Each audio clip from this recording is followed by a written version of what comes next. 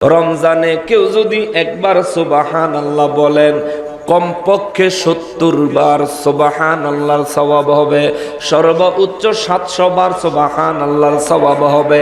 তাইলে কি বুঝলাম?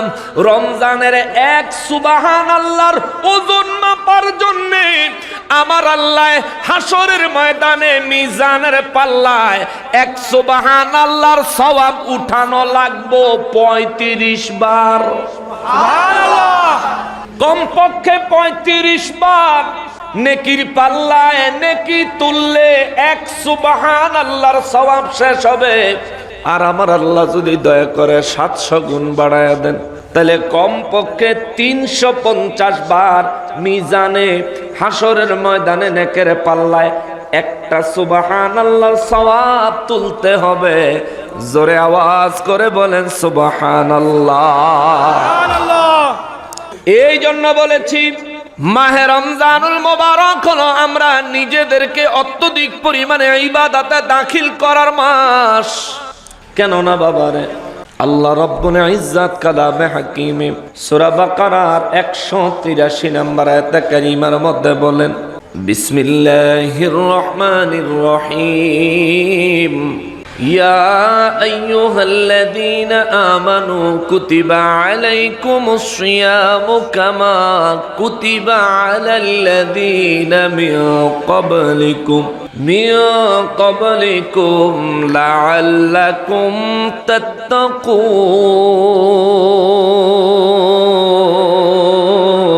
আল্লাহু আকবার।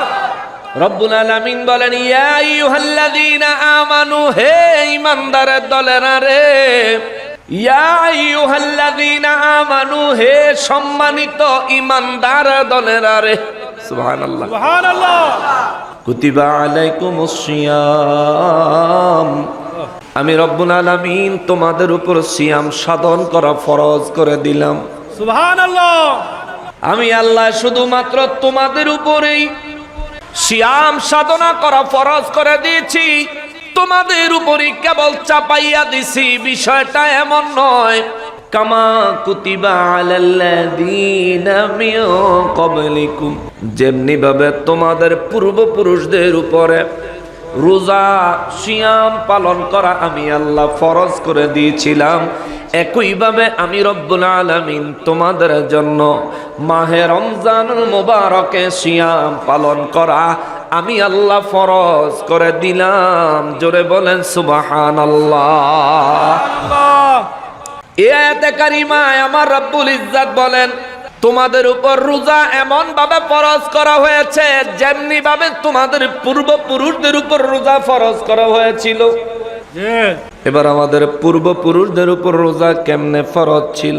সাহাবায়ে কেরাম জিজ্ঞেস করেন, হুজুর আমাদের পূর্বপুরুষদের উপরে রোজা আল্লাহ কেমন ভাবে ফরজ করেছিলেন? আমার নবী বলেন, আদম নবী প্রত্যেক আরবি চাঁদের 13 তারিখ, 14 তারিখ, 15 তারিখ, এই 3 দিন আদম নবীর জন্য রোজা রাখা আমার আল্লাহ ফরজ করে দিয়েছিলেন। সুবহানাল্লাহ। কয়দিন? 3 দিন। এক মাসে 3 দিন হইলে 3 12 36, 3 12 36। আদম নবীর জন্য বছরে রোজা ফরজ ছিল 36 দিন, 1 মাস 6 দিন। আমার নবী বলেন, আদম নবীর রোজাটা ছিল এমন, 3 দিন আগে আদম নবী সাহারি করতেন, যা খাওয়ার খাইতেন।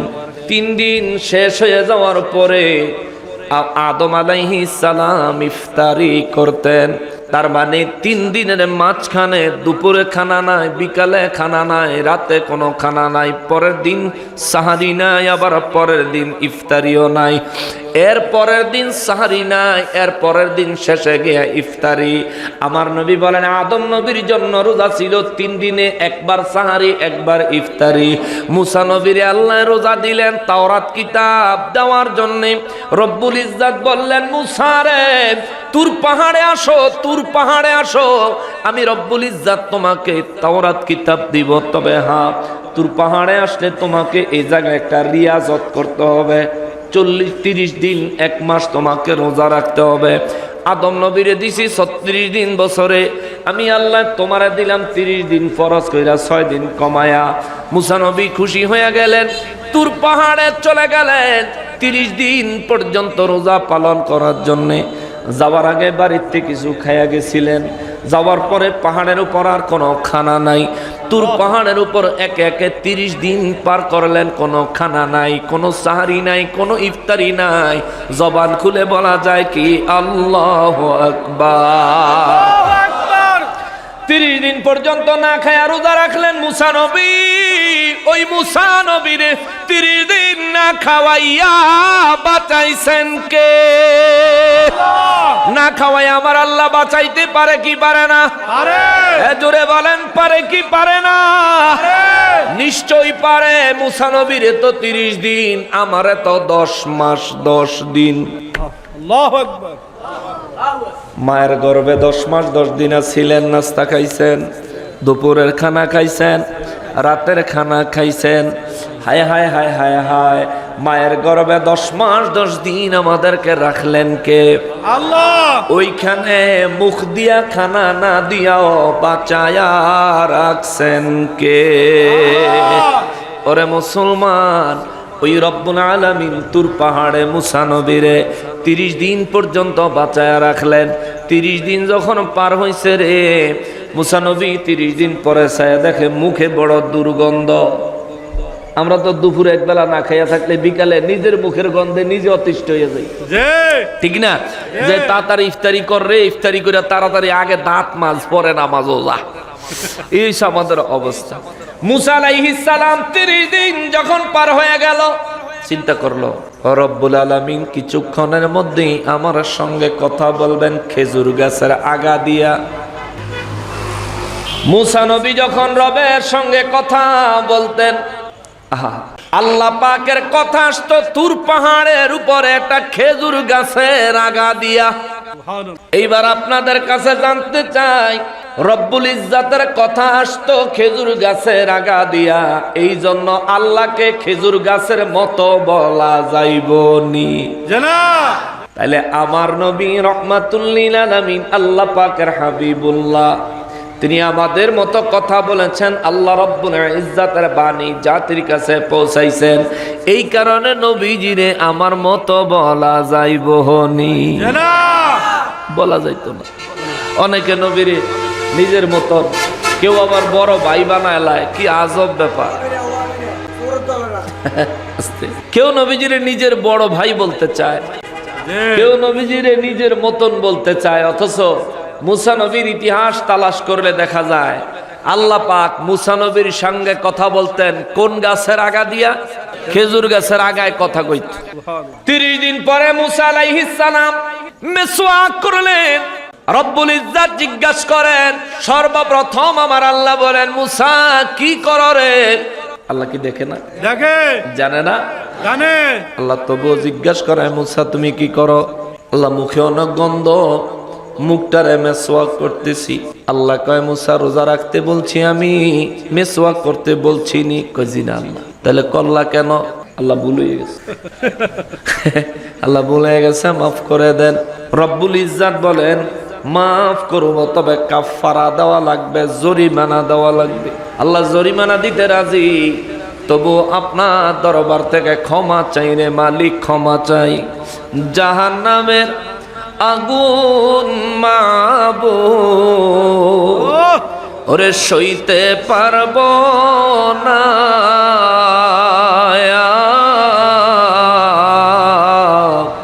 ওরে দুনিয়াতে নাও কাদায়া, আখেরে কাদায় না। জয় কোন আমিন। মুসা নবী কয়, ইয়া রাব্বাল আলামিন। মোবাইলটা কই? মুসা আলাইহিস সালাম বলেন, ইয়া রাব্বাল ইজ্জাত রব্বুল আলামিন, ও পরওয়ারদিগারে আলম, যা সিদ্ধান্ত নেওয়ার সিদ্ধান্ত নেন, যা কাফারা দেওয়া লাগবে আমারে কাফারার ব্যবস্থা করে দেন, আমি কাফারা দিব, রাজি আছি। কিন্তু আল্লাহ আখিরাতে লজ্জা দিয়েন না। রব্বুল আলামিন কয়, তুমি আরো 10 দিন রোজা রাখন লাগবো। সুবহানাল্লাহ, সুবহানাল্লাহ। এবার আরো 10 দিন রোজা রাখবো। তোর পাহাড়ের উপরে খানা লইয়া গেছেনি, 30 দিন ধরে না খাইয়া আরো 10 দিন রোজা রাখলেন। ওই মাসটা ছিল জিলহজ মাস। জিলহজ মাসের 1 তারিখ থেকে 30 তারিখ পর্যন্ত মুসা নবী রোজা রাখছেন তাওরাত কিতাবের জন্য। এরপরে আরো 10 দিন আমার আল্লাহ বাড়ালেন, মুসা নবী মুহররমের 1 তারিখ থেকে 10 তারিখ পর্যন্ত রোজা রাখলেন। 10 তারিখে আমার আল্লাহ মুসা নবীর উপর খুশি হইয়া মুসা নবীরে তাওরাত কিতাব দান করলেন। মুসা নবী 40 দিন রোজা রেখেছেন। ইফতারি 40, সাহারি 40 দিন আগে, ইফতারি 40 দিন পরে। আল্লাহ আমাদেরকে বলে, বান্দারা রে, ও আখিরি নবীর উম্মত, আমার হাবিবুল্লাহর উম্মতেরা রে, কুতিবা আলাইকুমুস সিয়াম, তোমাদের জন্য আমি আল্লাহ রোজা ফরজ করেছি। কামা কুতিবা আলাল্লাযীনা মিন ক্বাবলিকুম, যেমনি ভাবে তোমাদের পূর্বপুরুষদের উপর রোজা ফরজ করেছিলাম। সাহাবায়ে কেরাম আমার নবী রাহমাতুল লিল আলামিনের দরবারে রিসালাতে আরজি জানালেন, নবী গো,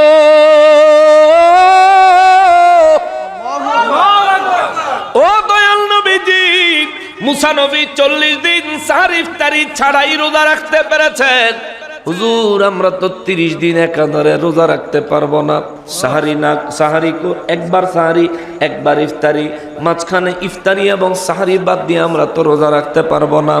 ইয়া রাসূলুল্লাহ, রোজার অবস্থা কি হবে? আমার নবী রাহমাতুল লিল আলামিন রব্বুল ইজ্জতের কুদরতের কদমে সিজদা মোবারক লাগায়া দিলেন। আল্লাহু আকবার। নবীজি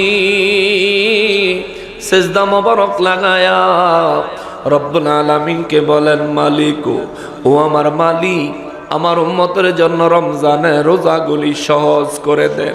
আল্লাহ, আমার উম্মতের জন্য রমজানের রোজাগুলি সহজ করে দেন। আল্লাহ, আমার উম্মতের জন্য রমজানের রোজাগুলি সহজ করে দেন। রব্বুল ইজ্জত বলেন, জিবরাইল, আমার হাবিবুল্লাহকে জিজ্ঞেস করো কিভাবে সহজ করলে আমার হাবিব খুশি হয়ে যাবে।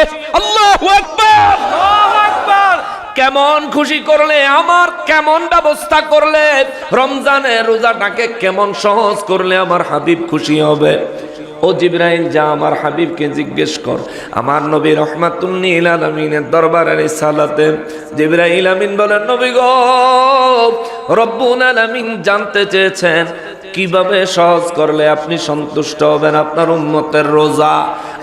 আমার নবী রাহমাতুল লিল আলামিন কয়, জিবরাইল রে, আরে জিবরাইল, আমার উম্মতের জন্য আমার রব্বুল ইজ্জতকে বলো, আমার রব যেন আমার উম্মতের জন্য প্রতিদিন সাহারির ব্যবস্থা করে দেয়। আমার আল্লাহ যেন আমার উম্মতের জন্য প্রতিদিন ইফতারির ব্যবস্থা করে দেয়। রব্বুল ইজ্জতের দরবারে জিবরাইল আমিন আরজি নিয়ে গেলেন। যাওয়ার পরে আমার রব্বুল ইজ্জত বিধান দিলেন, নবী গো, সাহারির নির্ধারিত সময় ফজরের নামাজের আগ পর্যন্ত, ইফতারের সময় আমি আল্লাহ দিলাম, তবে আপনার উম্মতের জন্য বিধান দিলাম এশার নামাজের আগ পর্যন্ত যা খাইব খাইব, এশার নামাজের পরে কোনো খানা নাই। এশার নামাজ পর্যন্ত আপনার উম্মতের জন্য বিবিকে হালাল করা হলো। এশার নামাজের পরে আপনার উম্মতের জন্য বিবি আর হালাল নাই। সাহারি পর্যন্ত হালাল নাই, হালাল নাই, হালাল নাই। সাহারির সময় হবে তো আপনার উম্মত সাহারি করবে, কিন্তু এর মাঝখানে আর কোনো খাওয়া দাওয়া নাই। এইভাবে চলতেছে, সাহাবায়ে কেরাম এভাবে চলতেছেন।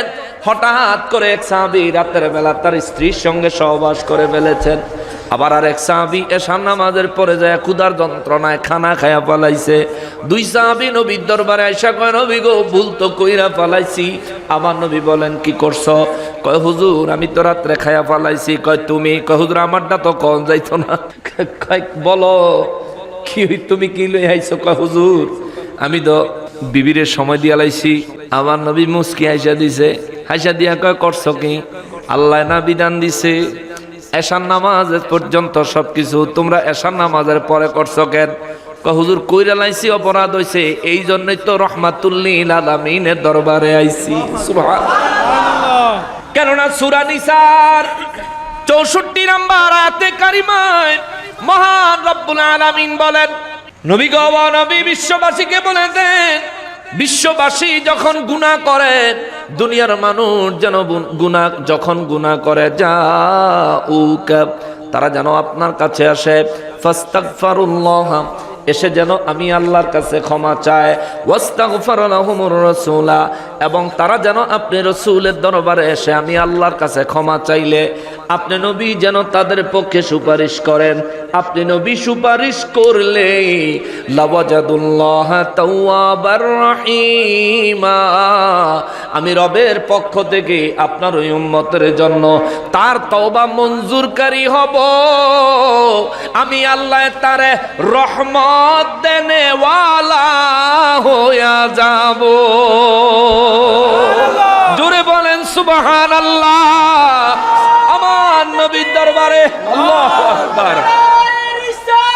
ইয়া রাসূলুল্লাহ সুন্নাত ওয়াল জামাত জিন্দাবাদ জিন্দাবাদ তাকবীর আল্লাহু আকবার।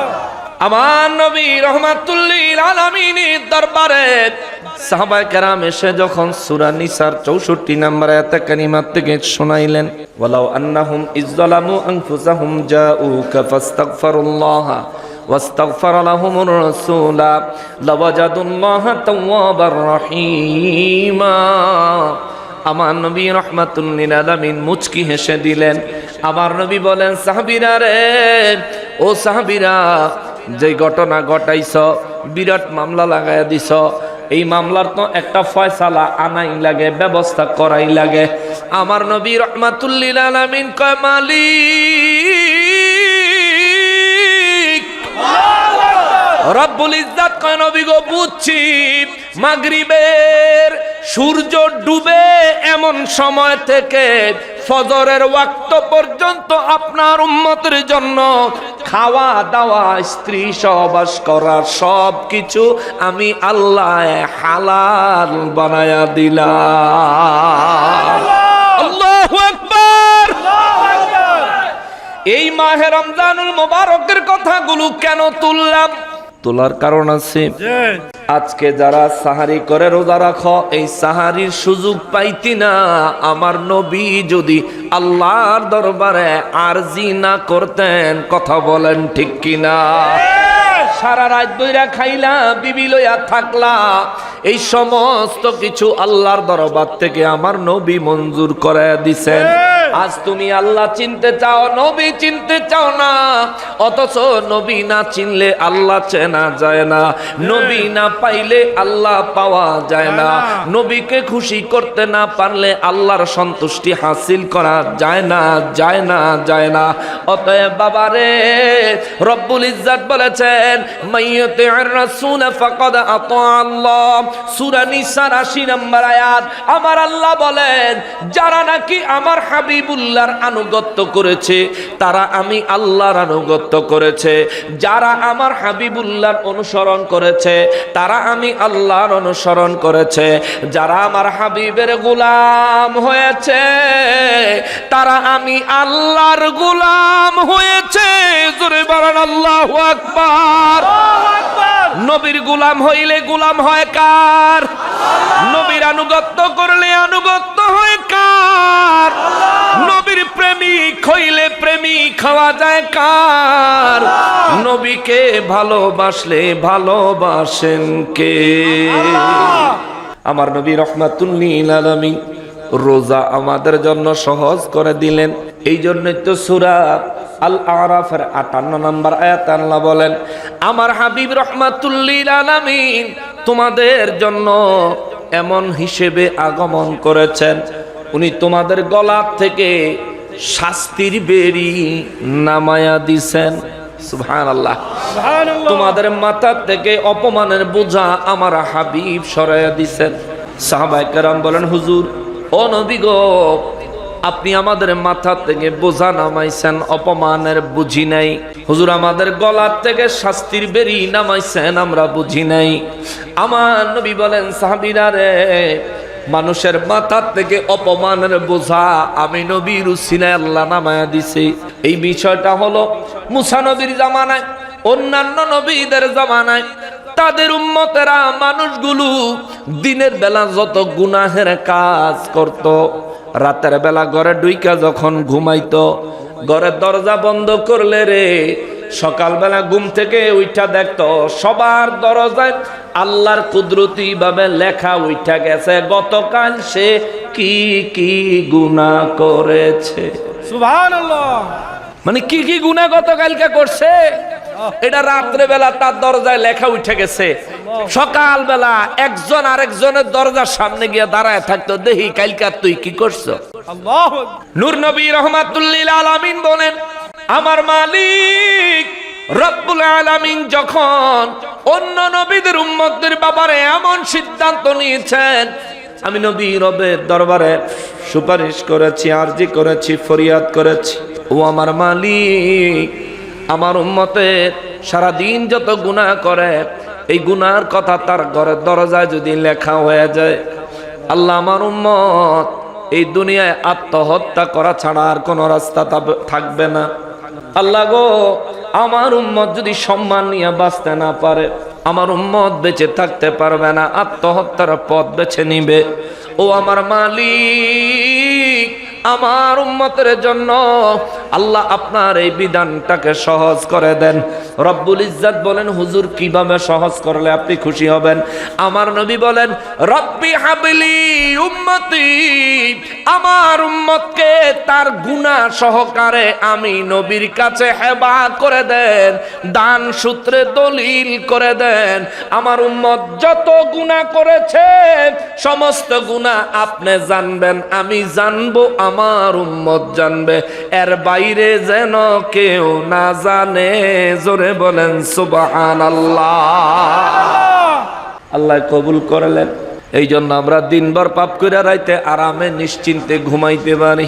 নইলে উপায় ছিল না রে, নইলে উপায় ছিল না। অপমানের বোঝা মাথায় নিয়া দুনিয়ায় ঠাঁই নেওয়ার মতো কোনো জায়গা খুঁজে পাওয়া যাইতো না। এই জন্য আল্লাহ কয়, আমার হাবিবুল্লাহ তোমাদের মাথা থেকে বোঝা নামায়া দিছেন। নবী গো নবী, আমাদের গলা থেকে আল্লাহর আযাবের শিকল আপনি খুলে দিয়েছেন। এই বিষয়টা যদি একটু বুঝায়া বলতেন। আমার নবী বলেন, শোনো, পূর্বের জামানার উম্মতেরা গুনাহ করলে সঙ্গে সঙ্গে আসমানি গজব নাজিল হইতো। পূর্বের উম্মতেরা যেমন মূসা নবীর জামানায় কোন মানুষ যদি কবিরা গুনাহ করত, কবিরা গুনাহ বড় ধরনের কোন গুনাহ যদি কোন মানুষ করত, ওই মানুষের জন্য আল্লাহ তওবার নির্দেশ দিছেন, আমাদের জন্য তওবার নির্দেশ দিছেন। কিন্তু আমাদের তওবা আর ওনাদের তওবা একরকম না। কবিরা গুনাহের জন্য আমাদের তওবার বিধান কি? কবিরা গুনাহের জন্য আমাদের তওবার বিধান হলো চোখের পানি ছেড়ে রব্বুল ইজ্জাতের দরবারে দিল থেকে ওয়াদা করব আর ক্ষমা চাইব, মালিক যে গুনাহ করেছি গুনাহে কবিরা আর জীবনে কোনোদিন করব না, ওয়াদা করলাম। আল্লাহ আপনি আমাকে মাফ করে দেন। এই ওয়াদা যে ব্যক্তি মৌত পর্যন্ত রক্ষা করবে, এটা তার জন্য তাওবা হবে। এই তাওবার বিনিময়ে আল্লাহ তার কবিরা গুনাহ মাফ করে দিবে। জোরে বলেন সুবহানাল্লাহ। এই বিধান হইল আমাদের জন্য। কিন্তু মূসা নবীর জামানায় মানুষ কবিরা গুনাহ করলে তাদের জন্য কিতরে না না হরেনটা কবিরা গুনাহ মূসা নবীর জামানায় কেউ যদি করত, তাইলে তাদের জন্য রব্বুল ইজ্জাতের বিধান ছিল তওবা করবা। তওবাটা কেমন? নিজেকে নিজে হত্যা করতে হবে। বলেন না আল্লাহু আকবার। আল্লাহু আকবার। এটা আল্লাহর বিধান ছিল। তুমি কবিরা গুনাহ করেছো, কবিরা গুনাহের তওবা হলো নিজেকে হত্যা করা। অন্য কেউ কইরা দিলে হইতো না, নিজেরে নিজে শেষ করতে হবে। হায় হায়। রব্বুল ইজ্জাতের হাবিব রাহমাতুল লিল আলামিন বলেন, ইয়া রাব্বাল ইজ্জাত, আমার উম্মতের হায়াত কম, আমার উম্মতের জিন্দেগিতে শয়তানের ওয়াসওয়াসা বেশি, আমার উম্মতের জিন্দেগিতে ফিতনা বেশি, আমার উম্মতের দ্বারা গুনাহের কাজ হয়ে যাবে। মালিক আমার উম্মতকে তওবা করার বিধানটা সহজ করে দেন।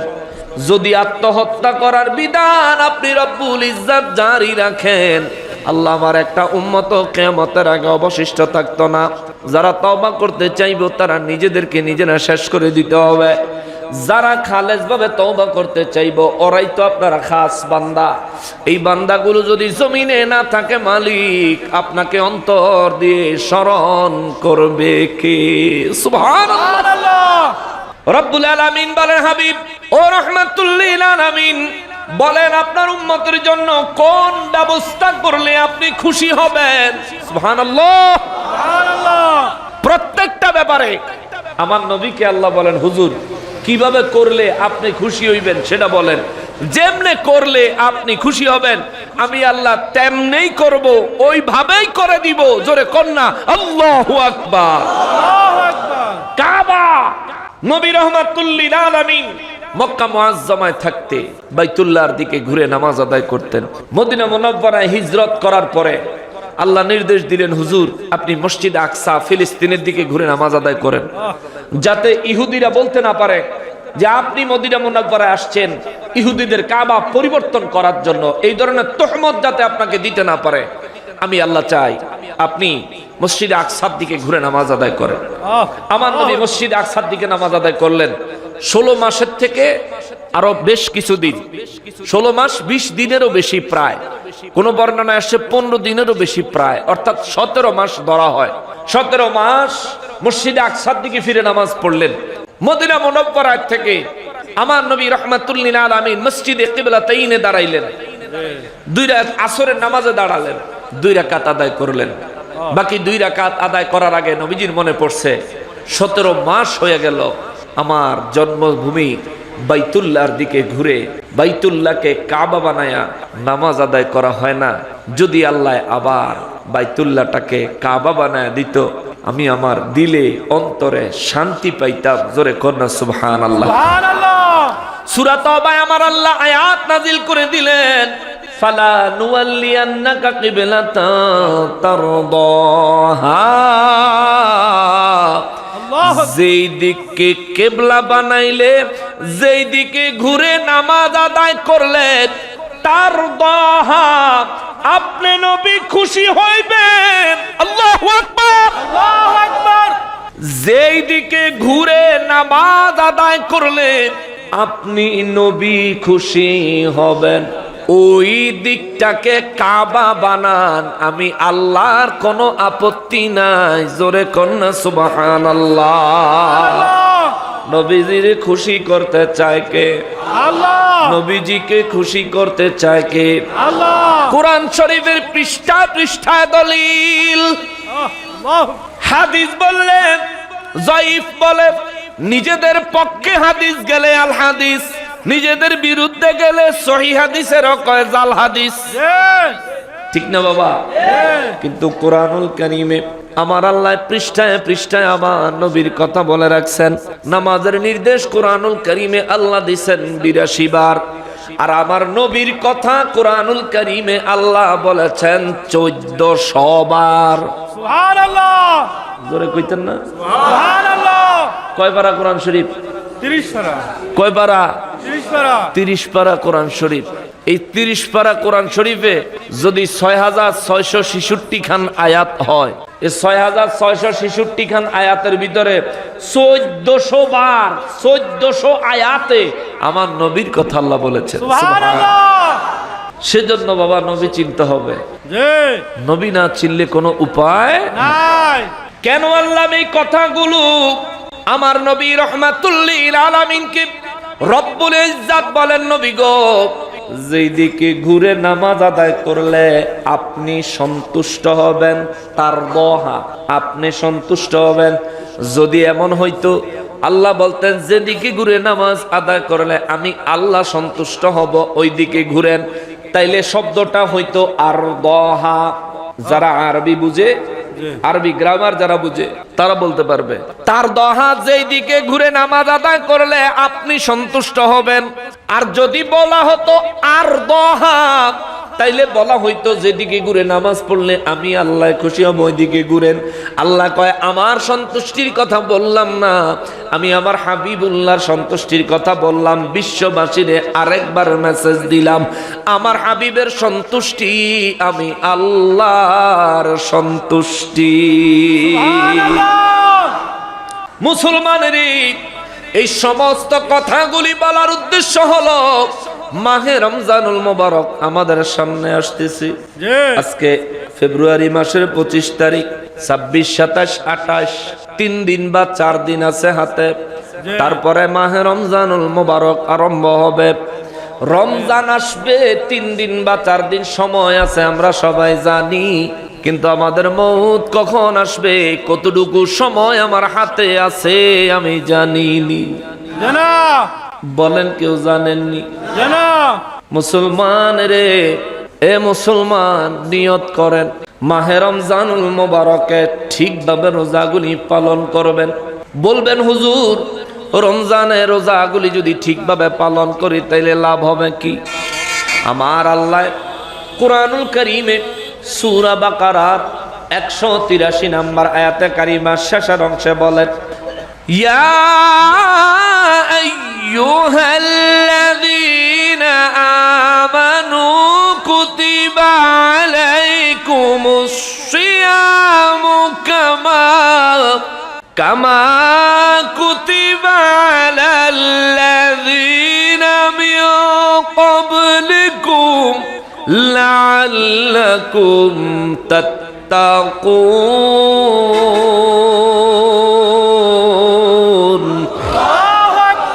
রব্বুল আলামিন বলেন, হে ঈমানদারেরা রে, তোমাদের উপর আমি আল্লাহ রোজা ফরজ করলাম যেমনি ভাবে তোমাদের পূর্ববর্তীদের উপর রোজা ফরজ করেছিলাম। এই ঈমানদার, আমি তোমাদের উপর রোজা ফরজ করেছি, তার কারণ হলো লাআল্লাকুম তাত্তাকুন, দুনিয়ায় যেন তোমরা তাকওয়াবান হইতে পারো, তাকওয়া অর্জন করতে পারো। অর্থাৎ আল্লাহ মেসেজ দিলেন, মাহে রমজানুল মোবারকের পবিত্রতা রক্ষা করে যে ব্যক্তি রোজাগুলো পালন করবে, আমার রব্বুল আলামিন তার অন্তরে তাকওয়া দান করবেন। জোরে বলেন সুবহানাল্লাহ। রব্বুল আলামিন বলেন, তাকওয়ার কত দাম জানোনি? তাকওয়ার কত দাম বান্দা জানোনি? সূরা নাহলের 30 নম্বর আয়াতে কারিমায় আমার আল্লাহ তাকওয়ার মূল্যায়ন করেছেন। আল্লাহ বলেন, তাকওয়ার দাম কত জানোনি? আল্লাহ গো কত? আল্লাহ বলেন, যে ব্যক্তির অন্তরে তাকওয়া আছে, এই ব্যক্তিরই যখন মৌতের সময় হাজির হয় রে, মৌতের সময় যখন তাকওয়াবানের হাজির হয়ে যায়, রব্বুল ইজ্জাত বলেন, আমি রব্বুল আলামিন ওই ব্যক্তির জন্য জান্নাত থেকে খুশখবর নিয়া কিছু ফেরেশতা পাঠাই। আওয়াজ করে বলেন সুবহানাল্লাহ। মাহে রমজানের রোজা রাখলে অন্তরে তাকওয়া পয়দা করে দিবেন কে? আর আল্লাহ কয়, তাকওয়াবানের মওতের সময় আমি রব্বুল ইজ্জাত জান্নাত থেকে ফেরেশতা পাঠাই সুসংবাদ দিয়া। ফেরেশতারা কি বলে? এখানে আল্লাহ বলেন, বিসমিল্লাহির রহমানির রহিম, وقيل للذين اتقوا ماذا أنزل ربكم قالوا خيرا। আওয়াজ করে বলেন আল্লাহু আকবার। আল্লাহ বলেন, ওয়াকিলা লিল্লাযীনা ইত্তাকাউ, যখন জান্নাতি ফেরেশতারা তাকওয়াবান ব্যক্তির মওতের সময় হাজির হইয়া, মওতের সময় খাইলাম হাত দিয়ে, মওতের সময় যখন তাকওয়াবানের জন্য আমি আল্লাহর পক্ষ থেকে ফেরেশতা নাজিল হয়, আল্লাহ বলেন, ওয়াকিলা, ফেরেশতারা তাকে বলে, লিল্লাযীনা ইত্তাকাউ, তাকওয়াবান ব্যক্তিকে ফেরেশতারা জিজ্ঞেস করে বলে, মাযা আনজালা রাব্বুকুম, আপনার প্রতিপালক, আপনাদের প্রতিপালক, আপনাদের রব ওই আল্লাহ আপনাদের জন্য কি কি দিয়েছেন, নাজিল করেছেন? জোরে বলেন সুবহানাল্লাহ। আপনাদের কষ্ট হইতেছে? আমি কিছুক্ষণ তাফসীর শোনাবো। 6 দিন ব্যাপী মাহফিল, আজকে হইলো শেষ দিন। এই দিনে আজকে আমি হইলাম শেষ আলোচক। জি। আলোচনায় কোয়ালিটি না থাকলে পরে মিডিয়াতে মানুষের দেখা কইব হইল না, 6 দিন ব্যাপী মাহফিলটা বরবাদ করে দিল। ইনশাআল্লাহ আমরা আমাদের সর্বোচ্চ চেষ্টা করব, কিন্তু আমিন। 6 দিন ব্যাপী এই মাহফিলকে ব্যর্থ হইতে দিব না। আল্লাহ আমাদেরকে তৌফিক দেন, আমিন। আল্লাহ আমাদেরকে কবুল করেন। আমিন। আরো জোরে বলেন, সবাই একসাথে বলেন আমিন। 11টার দিকে না শুরু করলাম, 11:10 ওমা 1 ঘন্টা 12 মিনিট হয়ে গেছে। আর 18 মিনিট দিলেই সারবো, বেশি লাগতো না। ফজর পর্যন্ত বেলা থাকবো। মাশাআল্লাহ, দেশের মানুষ চাইলে দাবি করলে দেওয়ানো লাগবো। সারা রাত পারতাম না মাপসাই, কিন্তু যদ্দুর পারি ইনশাল্লাহ করতেছি। আপনাদের মহব্বত যতক্ষণ থাকবে ইনশাল্লাহ আমি খেদমত দিব, ইনশাআল্লাহ ইনশাআল্লাহ ইনশাআল্লাহ। রব্বুল আলামিন বলেন, জান্নাত থেকে কিছু ফেরেশতা পাঠায় ওই ব্যক্তির মৃত্যুর সময় যার অন্তরে তাকওয়া আছে। জোরে কর না সুবহানাল্লাহ। তাকওয়া আছে কার অন্তরে? রোজাদারের অন্তরে। সুবহানাল্লাহ কর। রব্বুল আলামিন বলেন, জান্নাত থেকে রহমতের ফেরেশতারা এসে ওই তাকওয়াবান ব্যক্তিকে জিজ্ঞেস করে, মাদা আনজালা রাব্বুকুম, তোমাদের প্রতিপালক তোমাদের জন্য কি নাজিল করেছেন? এ বাবা, আমরা প্রতি মুহূর্তে মুহূর্তে নিঃশ্বাস নিচ্ছি, অক্সিজেন আমাদের জন্য নাজিল করেছেন কে? আল্লাহ। জোরে বলতে হবে কে? আল্লাহ। অমনোযোগী হইলে ওয়াজ বন্ধ করে দিব, কিন্তু অমনোযোগী হইবেন ওয়াজ শেষ বন্ধ করে দিবেন। আমাদেরকে প্রতি মুহূর্তে মুহূর্তে অক্সিজেন সরবরাহ করেন কে? সকালবেলা পূর্ব আকাশে সূর্য উঠায় কে? আল্লাহ। সন্ধ্যাবেলায় পশ্চিম আকাশে সূর্য ডুবায় কে? ওরে জানো কি জানতে পারো, বুঝো কি বুঝতে পারো, সকাল বেলায় পূব আকাশে সূর্য উঠায় কে? ওরে গভীর রাতে নীল আকাশে চন্দ্র দেখায় কে? এই সকলেই খোদারি দান, নবীর অবদান। ঠিক কিনা? রব্বুল আলামিনের হাবিব রহমাতুল লিল আলামিনের নুরানি জবান মোবারকে আল্লাহ জানায়, নবী গো, বিশ্ববাসীকে বলে দেন, মানুষ রোজা রাখার মাধ্যমে যদি অন্তরে তাকওয়া হাসিল করে, আমার ওলিদের সোহবত হাসিল করার মাধ্যমে যদি অন্তরে তাকওয়া হাসিল করে, বুঝবেন, শুধু রোজা দিয়া তাকওয়া হাসিল হয় বিষয়টা কিন্তু এমন না। তাকওয়া হাসিলের জন্য আল্লাহর ওলিদের দরবারে যাইতে হবে। কোনভাবে রোজা রাখলে ডাইরেক্ট কবুল হয়ে যাবে, এটা আল্লাহর ওলিরা ভালোভাবে জানেন। এই ট্রেনিং ওলি আল্লাহদের কাছ থেকে অর্জন করতে হবে। কোন নামাজে আপনার মেরাজ হয়ে যাবে এই খবর আপনি জানেন না, আমি আপনারে এই মেসেজ দিতে পারবো না। এই মেসেজ যারা দিতে পারবে তারা হলেন কাশফ খোলা আল্লাহর ওলিরা, যাদের প্রত্যেকটা সেজদা এক একটা মেরাজ। জোরে বলেন সুবহানাল্লাহ। এই জন্য তো আল্লাহ কুরআনুল কারীমের মধ্যে বলেন, ইয়া আইয়ুহাল্লাযীনা আমানুত্তাকুল্লাহা ওয়া কুনু মা'আস সাদিকিন।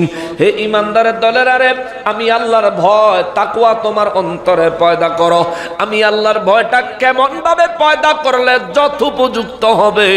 রব্বুল ইজ্জাত বলেন, যথোপযুক্ত আমি আল্লাহর ভয় অন্তরে পয়দা করতে হইলে ওয়া কুনু মা'আস সাদিকিন, আমার ওলি আল্লাহদের সঙ্গ লাভ করো, আমার ওলিদের সোহবত হাসিল করো, সৎ ব্যক্তিদের সঙ্গ লাভ করো। কেননা সৎ সঙ্গে স্বর্গবাস, অসৎ সঙ্গে সর্বনাশ। কথা বলেন ঠিক কিনা? ওলিদের কাছ থেকে আপনি হাতে কলমে তাকওয়া শিখতে পারবেন। এটা এই থিওরিক্যাল বিষয় না, ওটা প্র্যাকটিক্যাল বিষয়। তাকওয়া হলো এমন এক বিষয় যেটা কলম থেকে কলমে ট্রান্সফার হয়। সুবহানাল্লাহ। সুবহানাল্লাহ।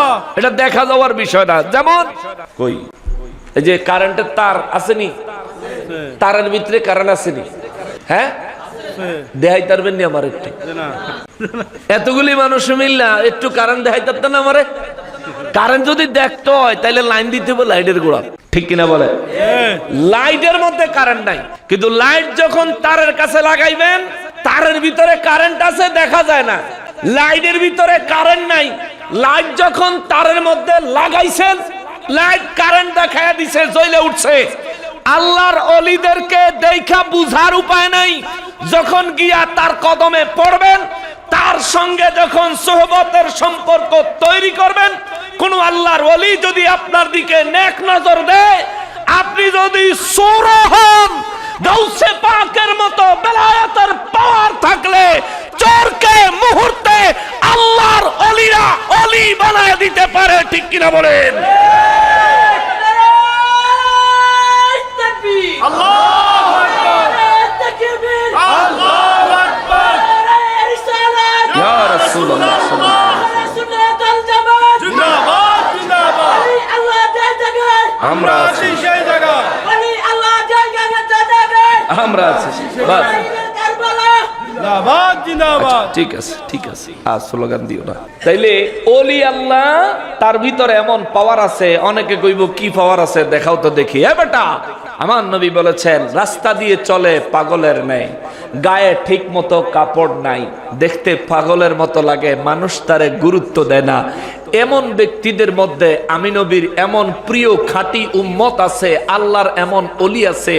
এই সিরা কাপড়ওয়ালা ধুলাবালি মিশ্রিত মাখা চুল এলোমেলো এই ব্যক্তিটা যদি আল্লাহর কাছে কিছু চায়া বয়, আমার আল্লাহ সাথে সাথে দিয়ে দেয়। সুবহানাল্লাহ, নবীজির হাদিসে মোবারক। আর আমাদের দেশে বেয়াদ্দফের দলেরা এক বেয়াদ্দফরে প্রশ্ন করছে যে হুজুর, এই ওলি আল্লাহ কারা, তাদের কাছে সোহবত হাসিল করার বিষয় কি? হাতে কয় ওলি বলতে কিছু নাই। ওলি আল্লাহ বলতে বলে কিছু নাই, অথচ আল্লাহ বলেন আলা ইন্না আউলিয়া আল্লাহি। ডাইরেক্ট আউলিয়া আল্লাহ শব্দটা ব্যবহার করছেন কে? আল্লাহ। আরে ফাটান দামায় কয় এই ওলি আল্লাহ বলে কোরআন হাদিসের কোন জায়গাত নাই। আব্দুর রাজ্জাক বিন ইউসুফ তার এই ওয়াজে তার ফুতে এমন হেদায়েত হইছে, তার ফুতে মাহফিলে ওয়াজ করে। আবু জাহেল মুসলমান ছিল, হেগো মতন। আউযুবিল্লাহ। আবু জাহেল বেলে মুসলমান ছিল, হেতের ফুতে কয়, হেতের ফুতে গো মতন বেলে। পরে আমি বুঝছি যে এককারে ঠিক, এককারে ঠিক। তোরা মুসলমান আবু জাহেলের মতন, আবু জাহেলে মুসলমান তোদের মতো, আমরা মুসলমান আবু বকরের মতো, ঠিক কিনা বলেন? আমাদের সম্পর্ক আবু জাহেলের সাথে না, তোমাদের সম্পর্ক আবু জাহেলের সাথে। যার কারণে আবু জাহেল আমার নবীর দোষ খুঁজতো, তোরাও আমার নবীর দোষ খোঁজস, ঠিক কিনা বলেন? তোমরাও আমার নবীর দোষ খোঁজো, খুঁজতে থাকো, অসুবিধা নাই। আমার নবীর দোষ খুঁজতে খুঁজতে আবু জাহেল যেখানে, তোমরাও সেখানে। বদর যুদ্ধের পরে হযরত আব্দুল্লাহ ইবনে ওমর রাদিয়াল্লাহু তাআলা আনহু বলেন, একদিন আমি বদরের প্রান্তরে দাঁড়িয়ে আছি, হঠাৎ করে বড় এক পাহাড় জমিন ফেটে গিয়ে বড় এক গুহা হয়ে গেল।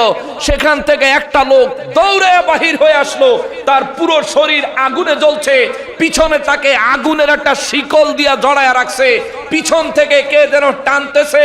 সে দৌড়ে বাইর হয়ে আইসা আমার কাছে বলতেছে, একটু পানি দাও, একটু পানি দাও, একটু পানি দাও। আব্দুল্লাহ ইবনে ওমর রাদিয়াল্লাহু তাআলা আনহু বলেন, আমি তো বোকা হয়ে গেছি গা, মাটি ফাইটটা একটা মানুষ বাইরিলো, গায়ে আগুন জ্বলতেছে, আমার কাছে পানি চায়, আমি কি দিমু না দিতাম না? আমার হাত পাও চলে না, গেছে কাকার অচল হইয়া শরীর ছেড়ে দিছে। আমাকে দেশে অনেকে দেখবেন বুধ দেখলে শক্ত হইয়া খারিয়ে যায়, আছে না? আমার এক চাচি আছে, নাম কইতাম না, আমার বাড়ির আমার একজন চাচি আছে, কাকি আছেন আর কি। তো ওনার ঘরে রাত্রে শীত কাটটা চোর ঢুকছে। তা আমার কাকা আবার বিদেশে থাকতেন, ঘরের মধ্যে যে চোর ঢুকছে, আমার কাকি মাথার কাছে বড়ি দাও লয়ে ঘুমাইতো, যেহেতু একা একা বাড়িতে থাকে, আমার কাকা বিদেশে। তো যখন চোর ঢুকছে, আমার কাকি টের পাইছে যে চোর ঢুকছে, শীতানের টানে আসতে বড়ি দাওটা বাইর করে দৌড়ে আইছে চোরের দিব কোপ। চোর নিচে যেটা ছিল সেটা শীত দিয়ে উল্টা বাইরিয়া দিছে দৌড়, আর একটা ছিল কাড়, গড়ের কাড়ের টানে সেটা যখন লাভ দিয়া পড়ছে, আমার কাকি সেই চোরের দেখে অজ্ঞান হয়ে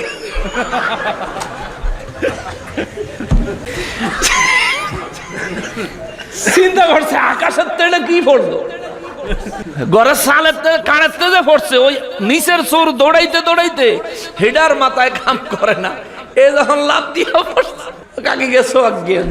তো কিছু মানুষ জিন ভূত দেখলে হঠাৎ করে দেখবেন একবারে মানে একেবারে শক্ত হয়ে যায়, আল্লাহ কিছু মানুষ অজ্ঞান হয়ে যায়। আব্দুল্লাহ ইবনে ওমর রাদিয়াল্লাহু তাআলা আনহু বলেন, মাটির নিচের থেকে এমন মানুষ বাইরিতে দেখে আমি তো এমনি তবদুল্লাহ খেয়ে গেছি, আমি এমনি কি করবো আমার হাত পা ছেড়ে দিছে। ওই লোক আমার একটু পানি দাও, আমার একটু পানি দাও। পিছন থেকে দুইজন লোক চাবুক নিয়ে দৌড়ায় আসতেছে, আগুনের চাবুক তাদের হাতে, এবং চাবুক তো যেমন তেমন চাবুক না, চাবুকের চতুর্দিকে আগুনের কাঁটা। ওই দুইটা লোক দৌড়ায় আইসা বলে, এই খবরদার, তারে পানি দিও না, এটা জালিম, আল্লাহর আযাবে ন্যস্ত। জোরে বলেন নাউযুবিল্লাহ। আউযুবিল্লাহ। হযরতে আব্দুল্লাহ ইবনে ওমর রাদিয়াল্লাহু তাআলা আনহু বলেন, আমি দৌড়ায়া মদিনা মুনাওয়ারায় আমার নূর নবী রাহমাতুল লিল আলামিনের দরবারে চলে গেলাম। নবীজির দরবারে যাই আমি দাঁড়াইতে পারি না, শরীর থরথর করে কাঁপতেছে। আমার নবী বলেন, আব্দুল্লাহ রে, কি হইল তোমার, শরীরটা এমন কাঁপে কেন? আব্দুল্লাহ ইবনে ওমর রাদিয়াল্লাহু তাআলা আনহু বলেন, নবী গো, আমি এটা কি দেখলাম গো নবী, আমি জীবনে কোনোদিন এমন কিছু দেখি নাই। নবী বলেন, কি দেখলা? হুজুর, জমিন ফেটে একটা লোক বের হয়ে আসলো, যার গায়ের মধ্যে আগুন জ্বলতেছে। এই মানুষটার কোমরের মধ্যে, এই মানুষের গলার মধ্যে আগুনের শিকল লাগানো। দুইটা শিকল দুইজন ব্যক্তি পিছন থেকে টেনে ধরে আছে। তাদের হাতের মধ্যে আবার আগুনের চাবুক দেখলাম। এই যেই মানুষটা মাটি ফেটে বের হয়ে আসলো, ওই জ্বলন্ত মানুষটা আমার কাছে পানি চাইলো।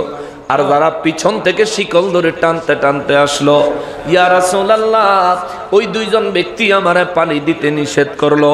আমি কি করব? আমি একেবারে দিশাহারা হতভম্ব হয়ে গেছি, যার কারণে আমি চুপ করে দাঁড়িয়ে আছি। কিছুক্ষণের মধ্যে ওই দুইজন লোক চাবুক মারতে মারতে এই লোকটারে মাটির নিচে নিয়ে গেল, আবার জমিনটা আগের মতো হয়ে গেল। গো নবীজি, এটা আমি কি দেখলাম? জীবনে কোনোদিন এমন কোনো ঘটনা দেখি নাই গো নবীজি। আমার নবী বলেন, চিনো নাই, বুঝো নাই, তুমি কারে দেখছো? আব্দুল্লাহ, তুমি কি জানো নি? কয়, জি না হুজুর, আমি তারে চিনি না। আমার নবী বলেন, তুমি যারে দেখেছো আমি তোমার সঙ্গে ছিলাম না, কিন্তু তুমি যারে দেখছো তুমি তারে চিনো না, আমি নবী তারে চিনি। জোরে বলেন সুবহানাল্লাহ। ওরে কোন পাগলে বলে নবী গায়েব জানে না, কোন পাগলে বলে নবী গায়েব জানে না। এলেমের শহর গো নবী শাহে মদিনা, এলেমের শহর গো নবী শাহে মদিনা। দেওবন্দের ছাত্র যিনি, ওরে মির্জা গোলাম কাদিয়ানি। মির্জা গোলাম কাদিয়ানি কিন্তু হ্যাঁ গো লোক, হ্যাঁ গো লোক, বুঝছেন তো? হ্যাঁ গো। আমাদের দেশে অনেকে দেওবন্দি পরিচয় দিয়ে মিলাদ কিয়ামের বিরোধিতা করে। আমাদের দেশে অনেকে দেওবন্দি পরিচয় দিয়া নবীর ইলমে গায়েবের বিরোধিতা করে। আমাদের দেশে দেওবন্দি পরিচয় দিয়া আবার ওই মির্জা গোলাম কাদিয়ানির বিরুদ্ধে সরকার ফতুয়া দিত, মিছিল মিটিং বাহির করে।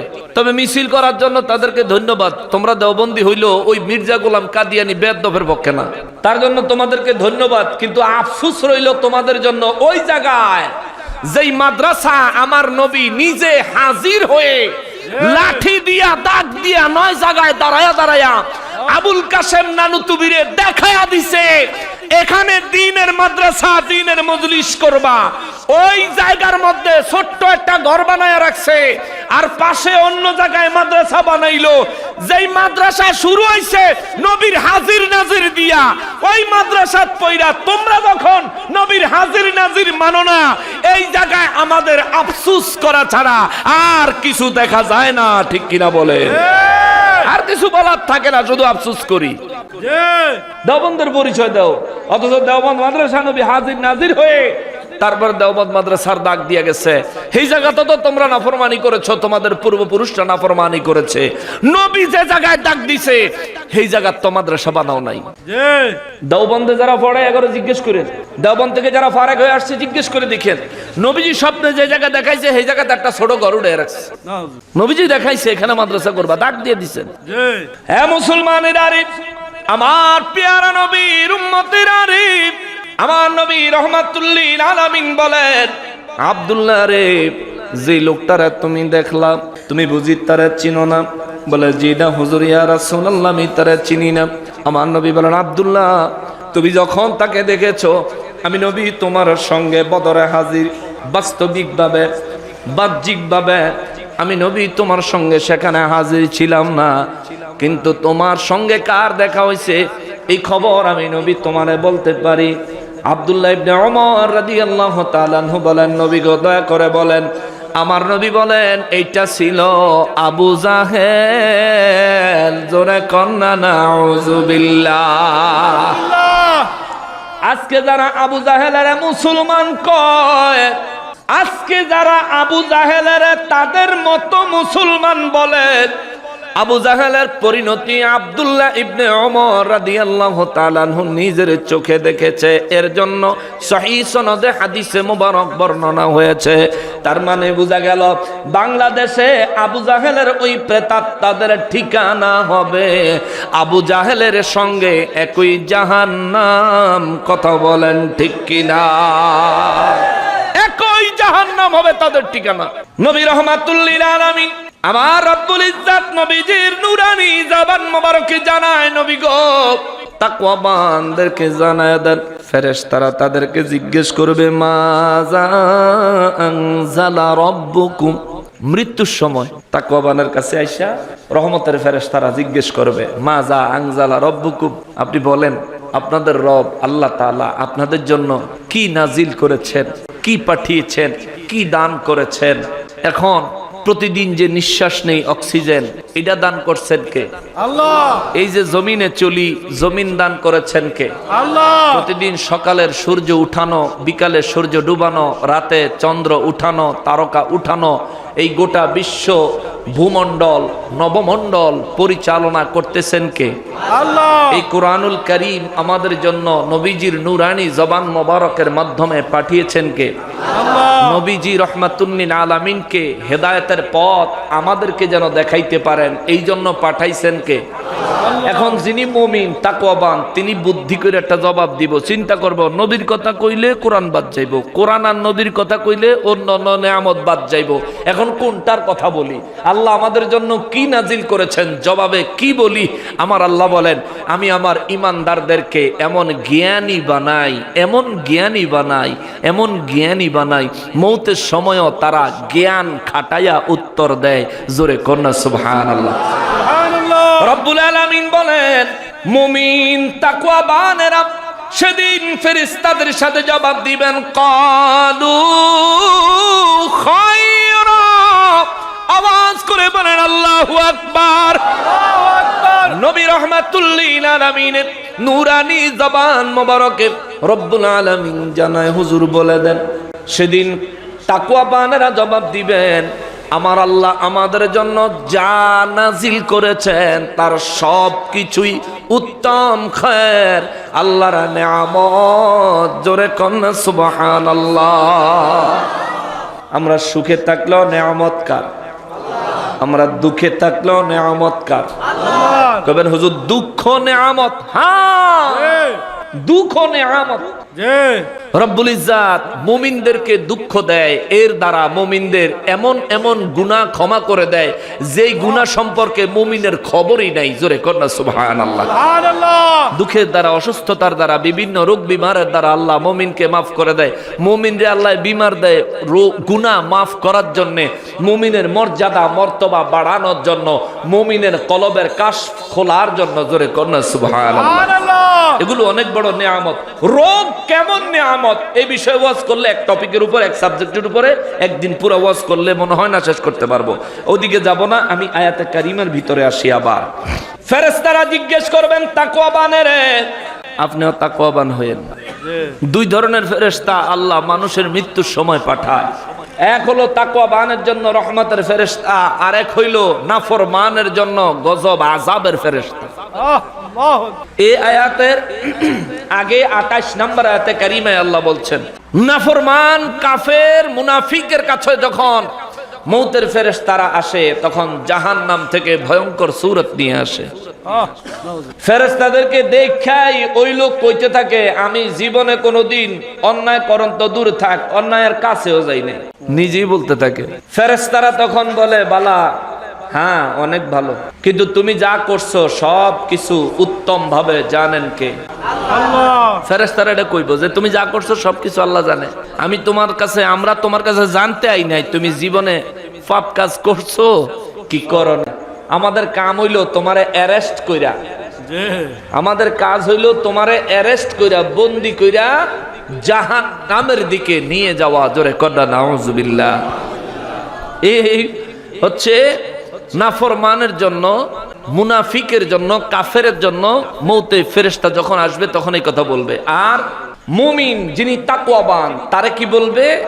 মাযা আনজালা রাব্বুকুম, তোমাদের প্রতিপালক, তোমাদের রব তোমাদের জন্য কি নাজিল করেছেন।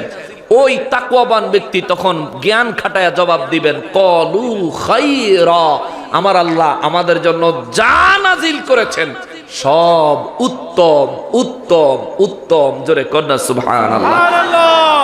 এই জন্য কেউ যদি মোবাইলে ফোন করে জিজ্ঞেস করে অথবা দেখা হইলে যদি জিজ্ঞেস করে কেমন আছেন, বলতে হয় আলহামদুলিল্লাহ ভালো আছি। জি। বুঝতে পারছেন তো? কারণ এখন অনেকে মনে করতে পারেন যে হুজুর আমি তো মাঝে মধ্যে একটু খারাপ থাহি, তো কেউ ফোন করলে কইতাম নি বেলে খারাপ আছি। খবরদার, আপনি যদি তাকওয়াবান হন আপনার সর্বসুরত, সর্বহাল, সর্বক্ষণ আপনি চিন্তা করবেন, এটা মনের মধ্যে সেট করে নিবেন, এটা আমি এখন কষ্টে আছি, এতেই আল্লাহ খুশি। জি। নিশ্চয় আমি কষ্টে থাকি, এটা আল্লাহ চায়, যার কারণে আমারে কষ্টে রাখছেন আল্লাহ। অতএব যেহেতু আল্লাহ চায় আমি কষ্টে থাকি, সেহেতু আমার কোনো আপত্তি নাই। কারণ আমার এই দেহের মালিক কে? আল্লাহ। এই দেহের রূহের মালিক কে? আল্লাহ। তাহলে এই দুনিয়ার মালিক কে? আল্লাহ। তাহলে আমি কে? আমি তো কেউ না। আমি কার? আল্লাহ। আমি কে এমন কোনো পরিচয় আমার নাই, কিন্তু আমি কার? আমি কার?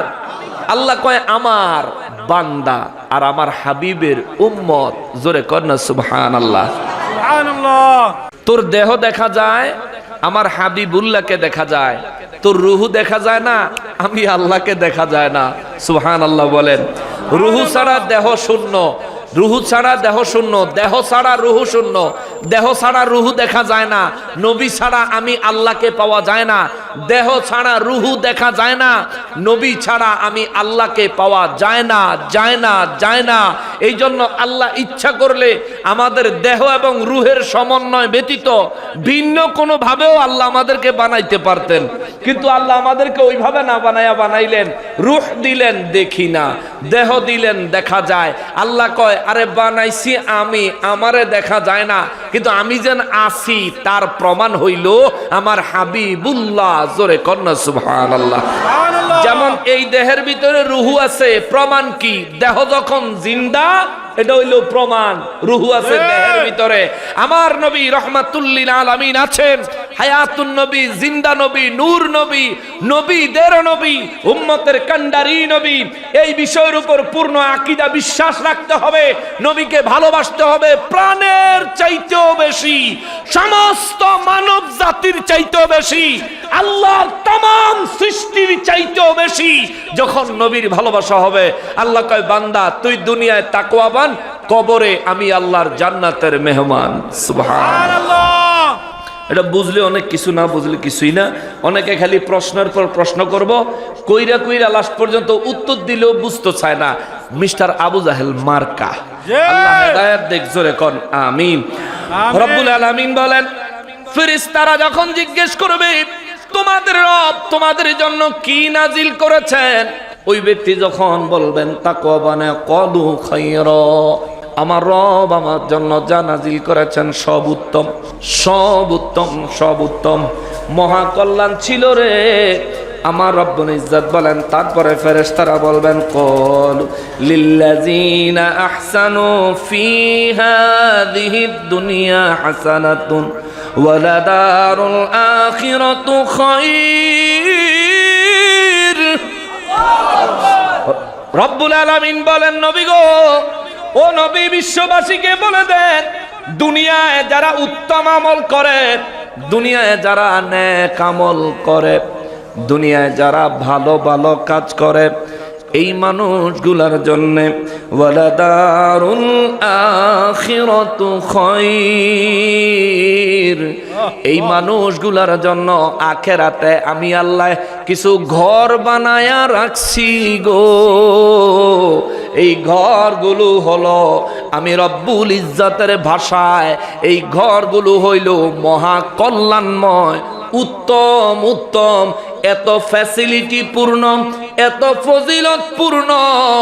আমি রব্বুল আলামিন ইমানদারদের জন্য এই ঘরগুলো, তাকওয়াবানদের জন্য এই ঘরগুলো বানাইছি। ওয়ালা নি'মাদারুল মুত্তাকিন,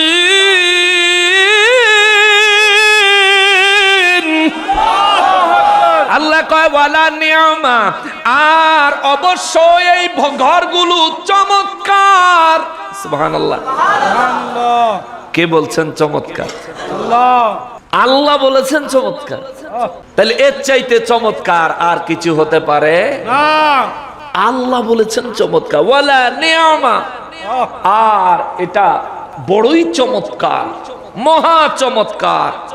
দারুল মুত্তাকিন, এবং এই মহা চমৎকার ঘরগুলো মুত্তাকিদের জন্য, তাকওয়া অর্জনকারীদের জন্য, যারা সব সময় অন্তরে এই ভয় রাখে, আমি যাই কিছু করি দেখতেছেন কে আল্লাহ, আমি যাই কিছু বলি শুনতেছেন কে আল্লাহ, আমি যাই কিছু ভাবি আমার অন্তরের কথাগুলো দেখেন এবং শোনেন কে আল্লাহ। এই ভয়টা যে ব্যক্তি অন্তরে রাখে এবং অন্তরে এই ভয়টা পয়দা করার মাধ্যমে যেই ব্যক্তি পরবর্তী জিন্দিগি, তার জিন্দিগি আল্লাহর ইবাদতের মধ্যে কাটায়। কেমন ইবাদত? লিল্লাযিনা আহসানু ফি হাযিহিদ দুনিয়া হাসানা, এই দুনিয়াতে যারা আমি আল্লাহর ইবাদত বন্দিগি করে, উত্তম আমল করে, উত্তম আমল করে, উত্তম আমল করে।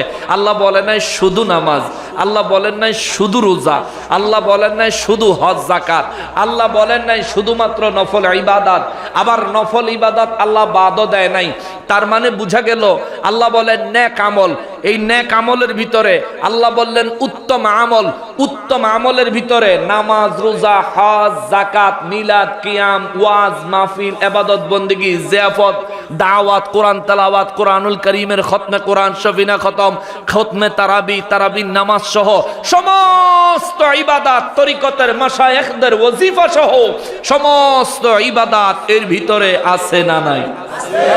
কারণ আল্লাহ বলছেন লিল্লাযিনা আহসানু ফি হাযিহিদ দুনিয়া হাসানা। সুবহানাল্লাহ।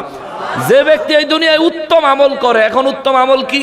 আপনি একজনকে একটা ভালো কথা বললেন, নিয়ত থাকবে কি আমি ভালো কথাটা বললাম, আল্লাহ আমাকে সওয়াব দিবেন। এই নিয়ত যদি থাকে এটা আপনার ভালো আমল, সওয়াব হবে, সওয়াব হবে, সওয়াব হবে। কেমন সওয়াব হবে শোনেন। অনেকে বলে কোরআনে নাই, হাদিসে নাই, সুন্নিরা বেদাতি, বলে কিনা বাবা? আজকেও আমার বাড়িতে আমার এলাকার একজন মুরব্বীর সাথে কথা হইছে যে বাহাদুর শাহ হুজুরের পায়ের মধ্যে মানুষে চুমা দেয়, এইটা নিয়ে।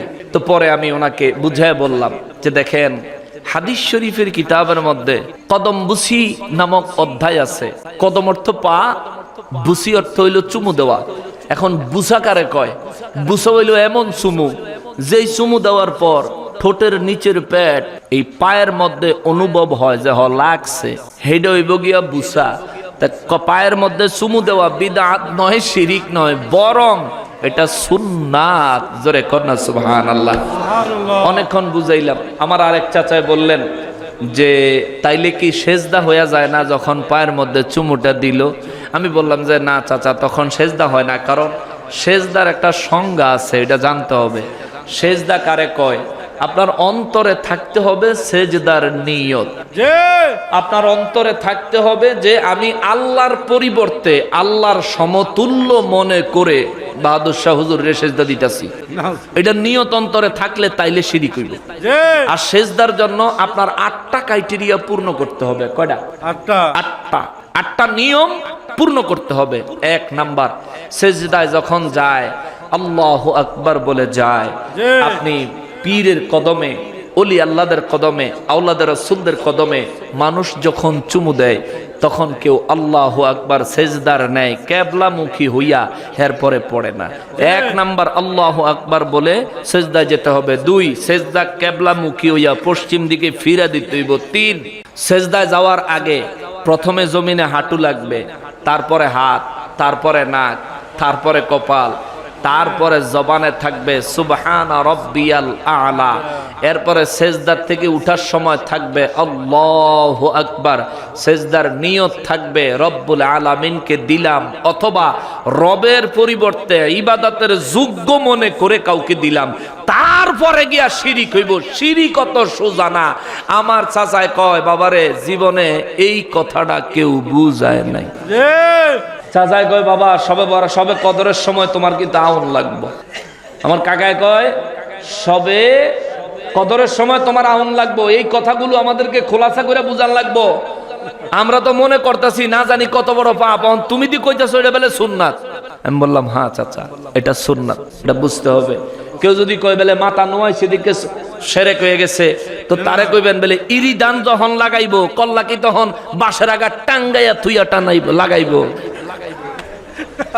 রোয়া রয় না আমগো এলাকাত, রোয়া রয় না, ইরি দান লাগায়নি, তখন তো ফাঁসাটাই উপরে কল্লাটা নিচে। ঠিক না বাবা? যারা কাজ করে ক্রিটিসাইজ করছি না, ওরা কাজ করে কষ্ট করে এই ক্ষেতের ভিতরে ধান লাগায়, ধান হয় এর লেগে দুগা ভাত খায়। আর নাহলে সাইলের কেজিও মাঝে মধ্যে 500 টাকা হইতো, পেঁয়াজ লাগায় অত মাঝে মধ্যে 350 টাকা কিনা খাই। কেন? তুই ইরি ধান খেত, ধান যখন লাগায় মাথাটা তখনও নিচে, এর লেগে কি কইবেন শিরিক হয়ে গেছে?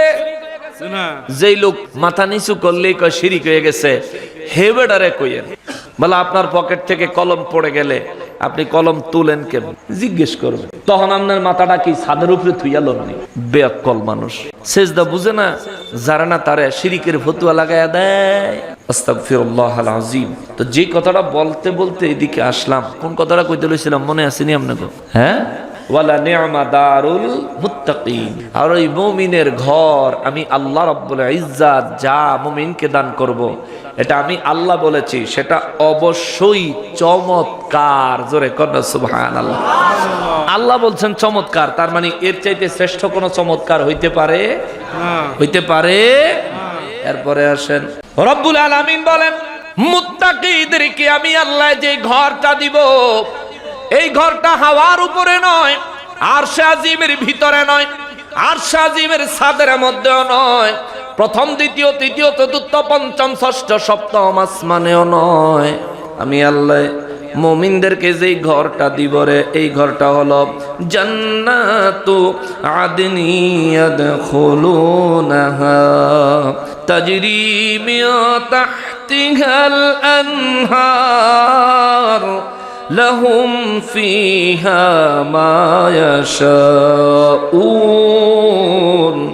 কাযালিকা ইয়াজজিল্লাহুল মুত্তাকিন। রব্বুল আলামিন বলেন মুমিনদেরকে আমি আল্লাহ ওই ঘরটা বানায় দিব জান্নাতু আদনিন, একটা স্থায়ী জান্নাতে। আল্লাহু আকবার। এমন একটা জান্নাতে আমি আল্লাহ তাকওয়া বান্দাদেরকে ওই ঘরটা দিব। ওই জান্নাতটা হবে স্থায়ী, অস্থায়ী না। যে কয়দিনের জন্য থাকবো তারপরে বের হয়ে যাবে এমন নয়। রব্বুল আলামিন বলেন ওই ঘরটা হবে একেবারে স্থায়ী জান্নাত, একেবারে স্থায়ী জান্নাত। ইয়াদখুলুনাহা, আমি রব্বুল আলামিন তাদেরকে ওই জান্নাতে প্রবেশ করাবো স্থায়ীভাবে। ডুববে তো ডুববে, আর বাহির হওয়ার ব্যাপার নাই। সুবহানাল্লাহ। ডুববে তো ডুববে, কখনো মর্যাদা কমার কোনো বিধান নাই। যারে আমি আল্লাহ যে মর্যাদায় দিব সে ওই মর্যাদায় থাকবে। তবে তাকওয়া বান্দার জন্য আমি আল্লাহর পক্ষ থেকে একটা ঘর থাকবে, ঘর। এই ঘরটা হবে অতি চমৎকার। সুবহানাল্লাহ, সুবহানাল্লাহ। চমৎকার কে বলছেন? আল্লাহ। আল্লাহ অতি চমৎকার। তাহলে আল্লাহর চমৎকারের বাইরে কোনো চমৎকার আছে? না। আমরা মসজিদ করছি চমৎকার পিলার দিয়া, আল্লাহ আসমান বানাইছে চমৎকার পিলার ছাড়া। জোরে কন্যা মারহাবা। মারহাবা। আল্লাহ আসমান বানাইছে জি। পিলার ছাড়া। আমরা 7 তলা বিল্ডিং করলে জমিনের নিচে ফাইলিং করতে করতে জিন্দেগি শেষ, আর আল্লাহ ধাপে ধাপে একে একে 7টা আসমান বানাইছে, না কোনো পাইলিং না কোনো পিলার, দাঁড়িয়ে আছে রব্বুল ইজ্জাতের কুদরতের ইশারায়। ঠিক কিনা বলেন? জি। ওরে খুঁটি বিহীন নীলিমা আকাশ, তোমার মহিমা করছে প্রকাশ। মেঘরাশি বৃষ্টি ছড়ায়, ওরে মেঘরাশি বৃষ্টি ছড়ায়, তোমার নিপুণ ইশারায়। শুকরিয়া জানাই তোমায়, শুকরিয়া জানাই আল্লাহ, শুকরিয়া জানাই তোমায়।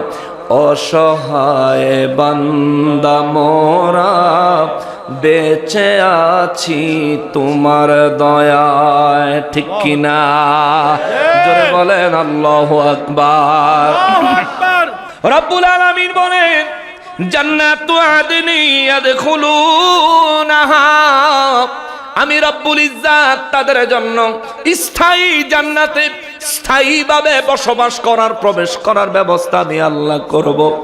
ডুববো তো ডুববো, আর বাহির হওয়া লাগবে না। এখন প্রশ্ন আসতে পারে, হুজুর জান্নাতের ভিতরে যদি আমার কোনো কিছুর দরকার হয় তাইলে আমি কি বাইরে বের হওয়া লাগবে না? এই কথার জবাব আমিও দিব না, আপনারও ভাবার দরকার নাই। আমার আল্লাহ নিজে সূরা আন-নাহলের 31 নম্বর আয়াতে বলেন তাজরি মিন তাহতিহাল আনহার, এমন একটা জান্নাতে আমি আল্লাহ মুত্তাকিদের জন্য উত্তম একটা আবাসস্থল ঘর বানাবো, যেই জান্নাতের তলদেশ দিয়া আমি আল্লাহর নহর সমূহ প্রবাহিত। সুবহানাল্লাহ। নহর আরবি শব্দ, বাংলা অর্থ হইল নদী। যেই জান্নাতের তলদেশ দিয়া নদী প্রবাহিত, এই এলাকার নিচে দিয়া নদী প্রবাহিত হইলে এলাকা সাইরা সব ভাগবো, কবে জানি তলাইয়া যায়। ঠিক না? কিন্তু রব্বুল আলামিন কয় আমি এমন এক জান্নাত আমার মুত্তাকিদেরকে দান করব, যেই মুত্তাকিরা রোজা রাখার মাধ্যমে তাকওয়া অর্জন করেছে, যে মুত্তাকিরা আল্লাহর ওলিদের সোহবত হাসিল করার মাধ্যমে তাকওয়া অর্জন করেছে।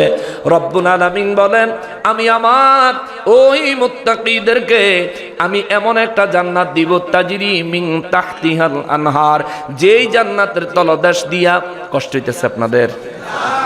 বেশি কষ্ট হয়ে যাইতেছে? ও অনেকের ঘুম টুম একটা বাজিয়ে গেছে।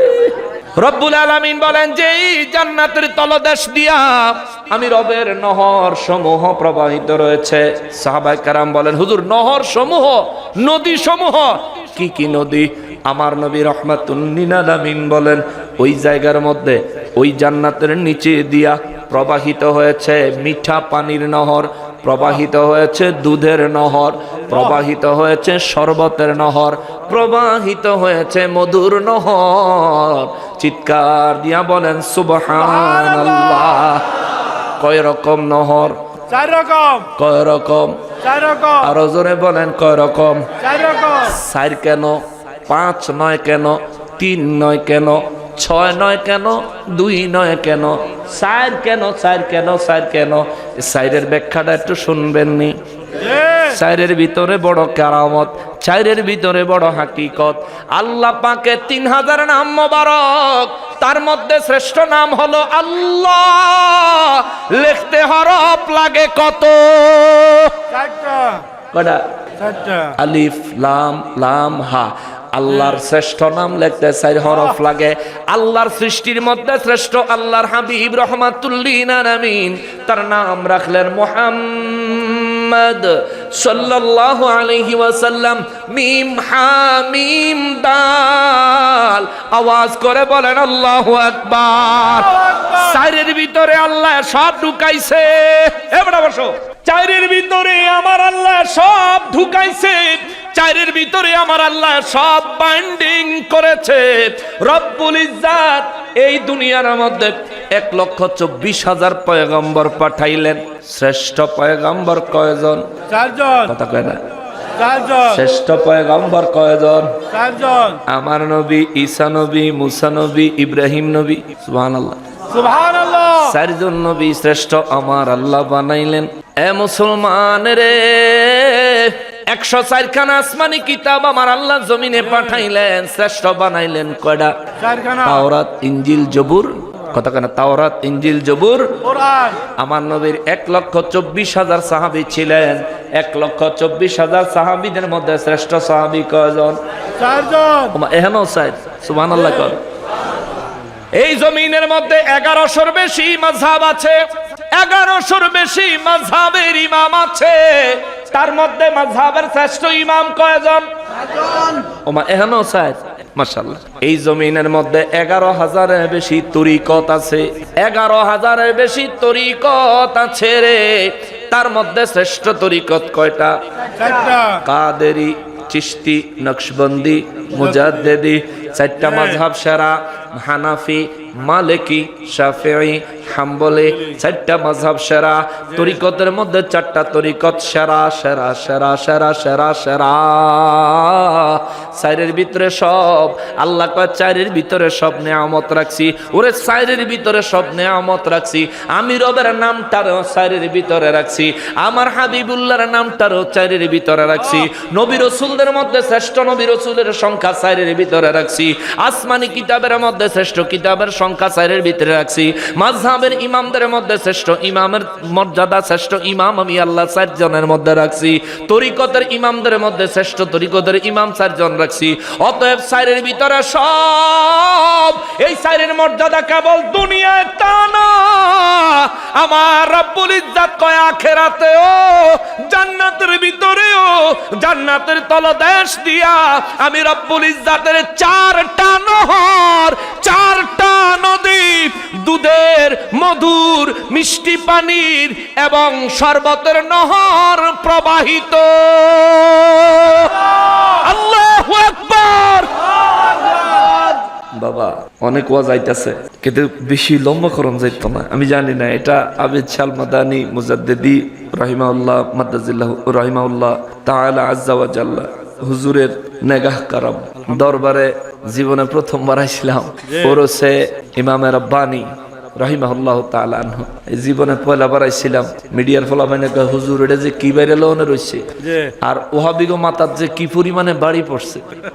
ওরা আমারে বারবার ফোন করে আর কয় আপনি যে কইলেন নবীজি দুনিয়াতে আসার সময় কোরআন শরীফ লই আইছে, এটা তো আমরা কোরআন শরীফও পাই না। আমি কইলাম বাবা সূরা আল আরাফের 157 নম্বর আয়াত দেখো, নইলে 158 নম্বর আয়াত দেখো। 2টা আয়াতের একটা আয়াত দেখলে পাওয়া যাইবা। শেষে দিয়া আল্লাহ বলছেন ওয়াত্তাবাউন নূরাল্লাযী উনজিলা মাআহু, আর যারা আমার হাবিবের সাথে আগত আমার নূর কোরআনুল কারীমের আনুগত্য করে, জোরে কর সুবহানাল্লাহ। ওয়াত্তাবাউ, আর যারা আনুগত্য করে নূর, নূরের, এই নূর মানে কোরআনুল কারীমকে বলেছেন আল্লাহ। কোরআনকেও নূর বলেছেন, নবীকেও নূর বলেছেন। আল্লাহ নূর, আল্লাহর ভাষা কোরআন নূর, আল্লাহর হাবিব নবীও নূর। এটা বুঝতে হবে। নূরকে ধারণ করার ক্ষমতা নূরেই রাখে। নূরকে কখনো ধারণ করার ক্ষমতা মাটির ব্যক্তির মধ্যে আসতে পারে না। যেমন এই যে লাইট জ্বলতেছে, এটা কারেন্ট ধারণ করার ক্ষমতা আছে, এই জন্য এটা কারেন্টে জ্বলতেছে। কিন্তু যেই লাইটটা ব্যাটারি দিয়া জ্বলবো, সেটাই না কারেন্টে লাগাইলে জ্বলবো না ফুটবো? কথা কয় না, জ্বলবো না ফুটবো? আর ব্যাটারির ভিতরে যদি কারেন্টের লাইট লাগান, কিয়ামত পর্যন্ত চেষ্টা করলে জ্বলবো? এটার ভিতরে কারিশমা করতে হইব। অর্থাৎ লাইটের গোড়ায় যাতে ব্যাটারির থেকে হইলেও কারেন্ট আসে, এই ব্যবস্থা করলে তে জ্বলবো। আর নাইলে সারা জীবন পিছনে ব্যাটারি লাগাইবেন, তে কইব ড্যাম কেয়ার। ঠিক কিনা বলেন? আমি এগুলো কেয়ার করি না। যদি ব্যাটারি লাইট কারেন্টের জায়গায় লাগায় ঠাস করে বাস্ট হইব, কপাল ভালো হইলে আগুনে জ্বলতেও পারে। যে লাগাইবো হাতে শর্টও খাইতে পারে, জঘন্য শর্ট খাইতে পারে। কিন্তু কারেন্টের লাইট যখন কারেন্টে লাগাইবেন, সুন্দর আলো দিব, উপকার পাইবেন, উপকার গ্রহণ করবেন। কিন্তু যেটার জিনিস সেটা আল্লাহ নূর, কোরআনও নূর। অতএব আমার নবী রহমাতুল্লিল আলামিনের মাঝে কোরআনুল কারীম আল্লাহ স্থাপন করেছেন, দিয়েছেন, রেখেছেন। নবী ও নূর, জোরে কন্যা সুবহানাল্লাহ। যেমন একটা বাস্তব কথায় আসি, আল্লাহ যখন নবীকে বানাইছেন তখন আর কিছু বানান নাই। আল্লাহ যদি কোরআনের বিধান তখন করছেন, কারণ আল্লাহ বলছেন আল্লামাল কোরআন, আমি আমার হাবিবকে কোরআন শিখাইছি। তার মানে কি আল্লাহর কোরআন নবীর কলব মোবারকে আল্লাহ জমা রাখছে। সুবহানাল্লাহ বলেন। এটা তো রাখতে হবে। তখন তো আল্লাহ আরশ বানায় নাই, কুরসি বানায় নাই, লৌহ মাহফুজ বানায় নাই, কলম বানায় নাই, খাতা বানায় নাই, আসমান বানায় নাই, জমিন বানায় নাই, জান্নাত বানায় নাই, জাহান্নাম বানায় নাই, মানুষ বানায় নাই, জিন বানায় নাই, ফেরেশতা বানায় নাই, 18,000 মাখলুকাতের কেউরে আল্লাহ বানায় নাই। আল্লাহর কোরআন আল্লাহ রাখবো কই? এই জন্য রব্বুল ইজ্জাতের ইচ্ছা হইছে তার হাবিবুল্লাহর অন্তরে তার কোরআন রাখবেন। এই জন্য রাইখা দিছেন, আবার দলিল দিয়ে দিছেন আল্লামাল কোরআন। আমি আমার কোরআনকে আমার হাবিবের অন্তর মোবারকে রাখার জন্য আমার হাবিবকে আমি নিজে কোরআন শিখাইছি। জোরে কন্যা সুবহানাল্লাহ। নবীর শিক্ষককে, নবীর শিক্ষককে আমাদের দেশে অনেকে নবীজিরে নবীজিরে মূর্খ কইতে চায়, ব্যাক কলে কয় কিরে, অনেক ব্যাক কলে কয় দুনিয়ায় নবীজির ডিগ্রি নাই, হ্যাগো ডিগ্রি আছে, এর লেগে হেরা বেলে নবীর চাইতে ভালো জানে। নাউজুবিল্লাহ। কি ব্যাক কলের ব্যাক কল। তুমি মিয়া ডিগ্রি চিন্তা করো, আপনাদের এলাকায় শিক্ষা প্রতিষ্ঠান আছে না? শিক্ষা প্রতিষ্ঠানে যারা শিক্ষক হয়ে আসে, এরা কি এই শিক্ষা প্রতিষ্ঠানেই পড়তে হইব এমন কোনো বাধ্যবাধকতা আছে? যে কোনো জায়গা থেকে একেবারে শিক্ষা কমপ্লিট শিক্ষক হইয়া তারপর শিক্ষা প্রতিষ্ঠানে আসে, শিক্ষা নেওয়ার জন্য না দেওয়ার জন্য? তো যারা শিক্ষা দেওয়ার জন্য আসে তারা শিখেই আসে। আমার নবীও তো বলছেন বুইস্তু মুআল্লিমান, আমি এসেছি শিক্ষক হয়ে, তোমাদের কাছ থেকে শেখার জন্য নয়, আমি এসেছি তোমাদেরকে শিখানোর জন্য। কথা বলেন ঠিক কিনা? এটা বুঝার ক্ষমতা নাই, নামের আগে ডক্টর লিখা থুয়ে দিস। আল্লাহ হেদায়েত দেখ, জোরে কোনা আমিন। রব্বুল আলামিন বলেন মুত্তাকিদেরকে ঘরটা আমি আল্লাহ যেই জান্নাতে দিব। আপনাকে বিরিয়ানি ঠান্ডা হয়ে যায়। আল্লাহ বলেন মুত্তাকিদেরকে যেই ঘরটা আমি আল্লাহ যেই জান্নাতে দিব, ওই জান্নাতের তলদেশ দিয়ে 4টা নহর প্রবাহিত। শেষ শেষ শেষ শেষ শেষ। আল্লাহ বলেন ওই জান্নাতের মধ্যে মুত্তাকিরা, রোজাদারেরা, ওলি আল্লাহর সোহবত হাসিল করনে ওয়ালারা, আল্লাহ রাব্বুল ইজ্জত বলেন লাহুম ফিহা মা ইয়াশাউন, ওই জায়গার মধ্যে তোমরা যা চাইবা তাই পাইবা। জোরে কোন সুবহানাল্লাহ। ওই জায়গার মধ্যে তোমাদের জন্য তাই থাকবে মা ইয়াশাউন,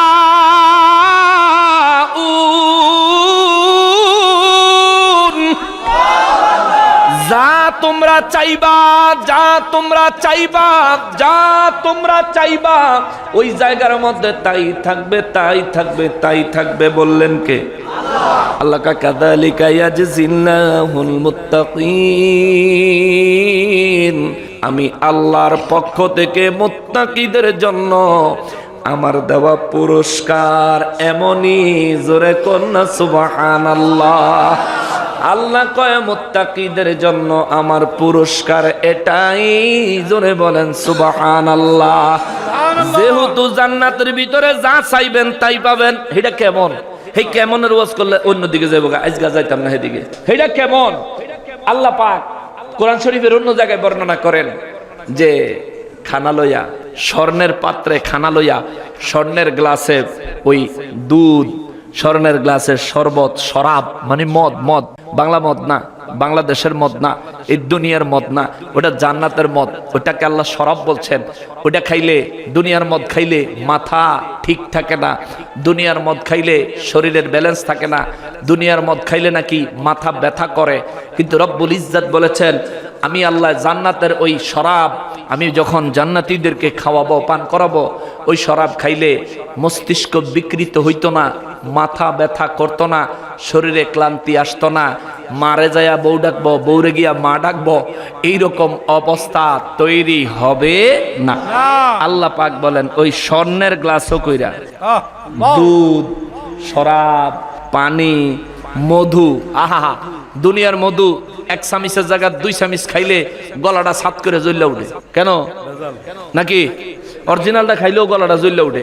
কারণ মধুর তো এটা অত্যধিক পরিমাণে প্রোটিনযুক্ত একটা খাবার, এটার বেশি খাইলে গলা জ্বললে উঠে। আর যদি একেবারে বেশি খাইয়া লাইতে পারেন তাহলে দেখবেন সারাদিন খালি মাথা ঘুরে আর ঘুরে, মাথা ঘুরে। আর শরীরের মধ্যে দেখবেন পৌষ মাসে শীত জামা খোল রে, বাতাস কর রে, গরম বাইরিতে আছে রে।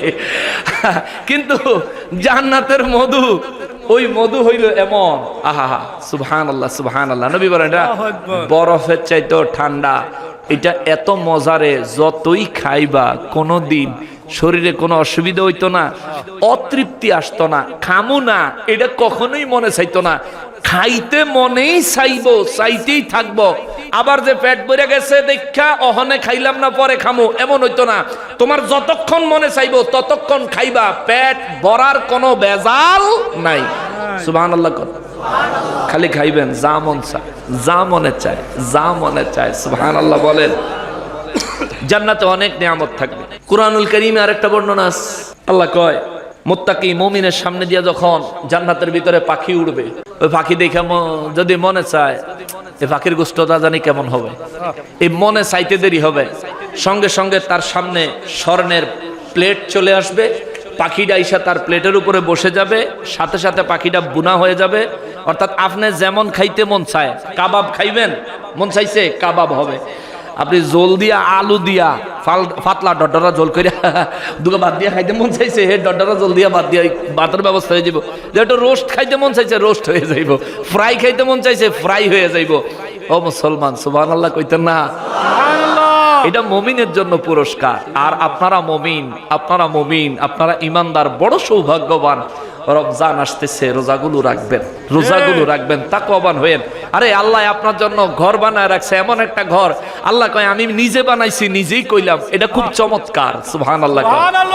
মিস্ত্রি কোনো ঘর বানায়, মিস্ত্রি যদি কয় ঘরটা হইছে চমৎকার, মিস্ত্রি যদি অন্তর থেকে কয় বাড়ি আল্লাহরে খুশি করার জন্য না, সে ভালোভাবে বানায়, সে যদি বলে ঘরটা চমৎকার, সেই ঘরটা আসলেই ওই এলাকার মধ্যে দৃষ্টান্তমূলক সুন্দর ঘর হয়, ঠিক কিনা বলেন?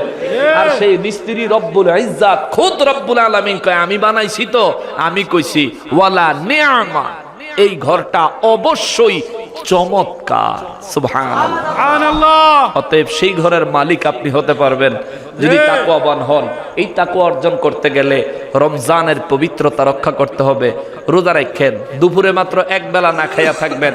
এই 30 দিন যদি কষ্ট করে এক বেলা না খাইয়া থাকতে পারেন, হাসরের ময়দানে 50,000 বছরের সমান লম্বা এক বিচারের দিনে আমার আল্লাহ আপনাকে জিয়াফত খাওয়াবে। সুবহানাল্লাহ। হেন্দা সব বিচার হইতে আছে, সূর্যের তাপে মানুষের মাথার মগজ গইলা চেহারা বাইয়া টপ টপ টপ টপ করে পড়তে আছে, কিন্তু আল্লাহ ওই মুসিবতের সময়ে রোজাদারদেরকে আল্লাহ রব্বুল ইজ্জাত তাদেরকে ডাক দিয়া, এই যে দুপুরে খানা বন্ধ রাখছেন কার জন্য? আল্লাহর জন্য। আল্লাহ সেদিন ওই মুসিবতের দিনে আপনারে জান্নাতি মেহমানদারি করবে। জোরে কন্যা সুবহানাল্লাহ। খুব খারাপ হইব, কেমন ব্যাপারটা? খুব খারাপ হইব। আসরের ময়দানে ফিডা বাদ দিয়া যদি নিয়ে খাওয়ায় তাহলে ব্যাপারটা খুবই খারাপ হইব। এটা যদি খুব ভালো হইব, যদি মনে করেন রমজানের রোজাগুলো রাখবেন, তারাবির নামাজ পড়বেন, কয় রাকাত? 20 রাকাত। নবীজি পড়েছেন 20 রাকাত, সাহাবায়ে কেরাম পড়েছেন 20 রাকাত, ওমর রাদিয়াল্লাহু তাআলা আনহু নির্দেশ দিয়া পড়াইছেন 20 রাকাত। আমরাও তারাবির নামাজ পড়বো কয় রাকাত? 20 রাকাত। বাস আমরা এর মধ্যে থাকবো। 20 রাকাত পড়বেন। হ্যাঁ, 8 রাকাত আবার কি? 8 রাকাত হলো তাহাজ্জুদ। 8 রাকাত কোন তারাবির নামাজ নাই, তাহাজ্জুদ নামাজ এটা পড়বেন এবং সুন্নাতে মুআক্কাদা নামাজ এটা আদায় করবেন। আল্লাহ আমাদেরকে রমজানের পরিপূর্ণ ফজিলত দান করেন। সবাই পড়ি আমিন। দোয়ানের সামনে দিয়ে বন্ধ করে ফিসি দিয়ে হান্দাইয়া খাইয়েন না। এইও খবরদার এরকম করেন। আমার যুবক ভাই যারা আছে, রে যুবক, একটা বৃদ্ধ মানুষ যদি রোজা রাখতে পারে ভাই, তুমি কেন রাখতে পারো না?